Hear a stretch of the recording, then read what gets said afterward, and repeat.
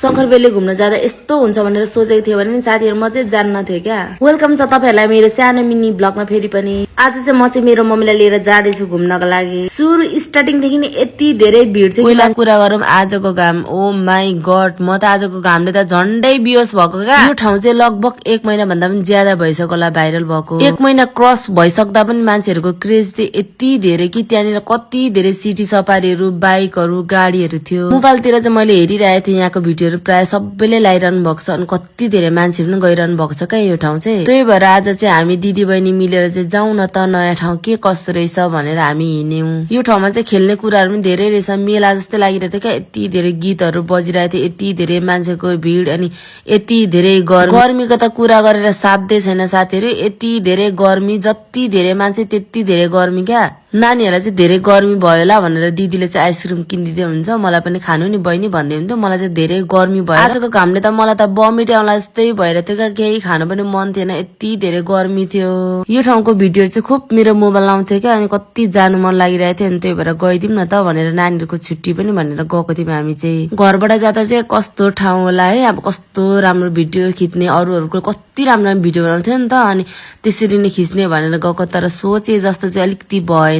सोचे चाहिँ जिन्दगी रहेन छ भन्ने गीत पो गाउँ गाउँ लाग्यो क्या मलाई यो अवस्था हेरेर चाहिँ। अनि क्या यो पुलमा मान्छेले यति राम्रो राम्रो भिडियो फोटो खिचेर हामीलाई देखाएको थियो कि राम राम राम है। अनि यो पुलमा हामी पनि फोटो र भिडियो बनाउने भनेको हेर्नु न कति धेरै भिड। त्यहाँ ठाउँ थिएन, खुट्टा टेक्ने ठाउँ थिएन नि त्यो पुलमा त। अब यति टाढोबाट गइसकेपछि त अब अलिअलि फोटो भिडियो त खिच्नै पर्यो। अब जस्तो भिड भाड भए पनि हामी दिदी बहिनी काचाकुचुक हुन्छ भनेर भिड पेल्दै गयौं। धेरै हैन अलिअलि मात्र खिच्यौं क्या हामीले चाहिँ। मैले त आज मेरो फोटो भिडियो भन्दा पनि मेरो नाना ठुलीको चाहिँ कति राम्रो राम्रो फोटो र भिडियो खिच्दैछु क्या। म अहिले आफै हेरेर लोभिँदैछु क्या। अनि उहाँ चाहिँ हुनुहुन्छ मेरो प्यारी दिदी भनौँ या साथी भनौँ। उहाँलाई चाहिँ मैले टिकटकबाट चिनेको। साथी मात्र नभएर एकदम दिदी बहिनी जस्तो यति धेरै क्लोज हुनुहुन्छ मसँग है। यति मायालु हुनुहुन्छ, यति क्युट हुनुहुन्छ दिदी चाहिँ। मलाई चाहिँ लागिरहेछ अहिले हामी 3 जना दिदी बहिनी हैन 4 जना दिदी बहिनी जस्तो क्या। यति फ्र्याङ्क हुनुहुन्छ है उहाँ दिदी चाहिँ, यति मिलनसार हुनुहुन्छ। उहाँले नै आज हामीलाई सबै ठाउँ घुमाउनु भएको।